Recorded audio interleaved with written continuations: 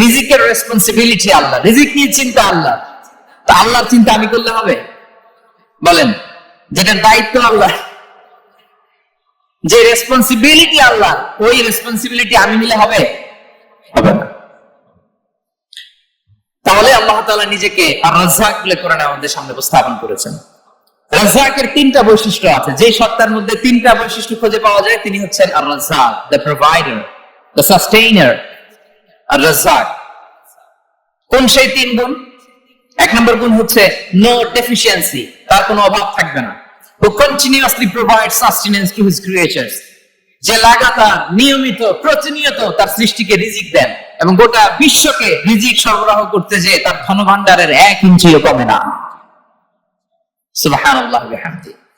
এই যে সাইয়েদনা আদম আলাইহিস সালাম থেকে শুরু করে আপ আনটিল নাও গোটা বিশ্বের সবগুলো মানুষকে, জিন জাতিকে, পক্ষীকুল, সাগরের অতল গহ্বরে দ্য ব্লু ওয়েল, নীল তিমিগুলোকে, বিশাল মাছগুলোকে, এই সব কিছুকে যে আল্লাহ তাআলা রিজিক সরবরাহ করছেন, আল্লাহ যে ধনভাণ্ডার একটু কমে আসার কথা না এতদিনে?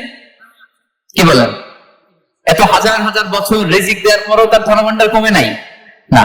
আল্লাহ বলে তোমাদের যার যা লাগবে, যার যা চাহিদা, যার যেটা দরকার সব যদি দিয়ে দেয়, আমি আল্লাহর ধনভাণ্ডারের 1 ইঞ্চি কমবে না। আর Razzak যুল কুওয়াতিল মাতিন, the provider, the sustainer. তাহলে রাজ্জাক হতে হলে ওই সত্তার তিনটা গুণ লাগে। এক হচ্ছে নো ডেফিসিয়েন্সি, তার কোনো ঘাটতি থাকতে পারবে না। 2 নম্বর কোয়ালিটি হচ্ছে নেভার ফরগেটফুল, তিনি ভুলতে পারবেন না। who never forget the needs of his creation, তার সৃষ্টির কোথায় কার কখন কোনটা লাগে এটা ভুলে গেলে চলবে না। ধরেন তিনি নর্থ আমেরিকাতে, এখানে কানাডায় যারা আছে, আমেরিকাতে যারা আছে, তাদেরকে রিজিক দিচ্ছে। ওদিকে সাউথ আমেরিকাতে, ব্রাজিলে, আর্জেন্টিনার জঙ্গলে কিছু জনগোষ্ঠী রয়ে গেছে, এদের কথা আল্লাহ ভুলে গেছে। তারা বেঁচে থাকতে পারবে? আফ্রিকার জঙ্গলে যারা আছে তাদেরকেও যে রিজিক দিতে হবে, যখন যেটা লাগে সরবরাহ করতে হবে, এটা যদি আল্লাহ ভুলে যায় তোরা বাঁচবে? বলেন।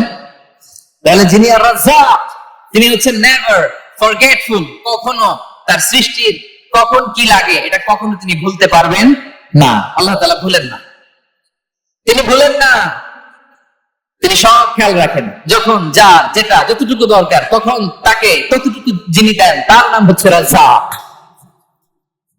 রাজ্জাক হতে গেলে যেই কোয়ালিটি লাগে, তার 3 নম্বর কোয়ালিটি হচ্ছে কম্প্যাশনেট। কম্প্যাশনেট, দয়ালু, অনেক বেশি দয়ালু, এত বেশি দয়ালু যে তার বিরোধিতা করলেও তাকে রিজিক দেয়া থেকে তিনি বঞ্চিত করেন না। His disobedience affects the risk but not stop the risk.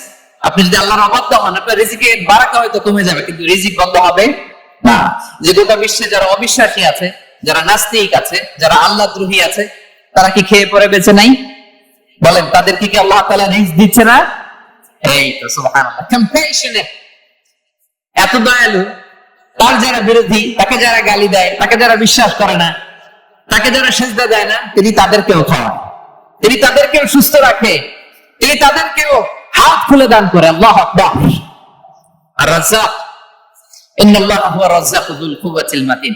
তাহলে এই তিনটা গুণ থাকতে হবে রাজ্জাক হতে হলে: no deficiency, never forgetful, compassionate. এবং আল্লাহ তাআলা বলছেন, আম্মান হাযাল্লাযী ইয়ারযুকুকুম ইন আমসাকা রিজকা বাল লাজ্জু ফি উতুমি ওয়া নুফুর। সূরাতুল মুলক আল্লাহ বলেছেন যে তিনি যদি রিজক বন্ধ করে দেয় তাহলে এই রিজক তোমাদেরকে কে দিবে? আছে কেউ দেয়া? সূরা মুলকের শেষ আয়াতে আল্লাহ বলেছেন যে তোমরা যে সুমিষ্ট পানি খেয়ে বেঁচে আছো, এটা যদি একেবারে জমিনের অতল গহ্বরে আমি নিয়ে যাই, কে এনে দিবে তোমাদেরকে পানি?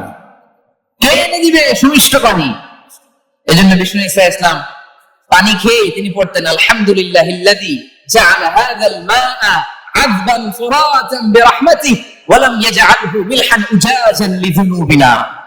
পানি খেয়ে তিনি বলতেন, প্রশংসা আল্লাহ, যে আল্লাহ তার অসীম দয়ায় এই পানিকে সুমিষ্ট করেছেন, আমাদের পাপের কারণে এই পানিকে তিনি লবণাক্ত করে দেন নাই। সুবহানাল্লাহ।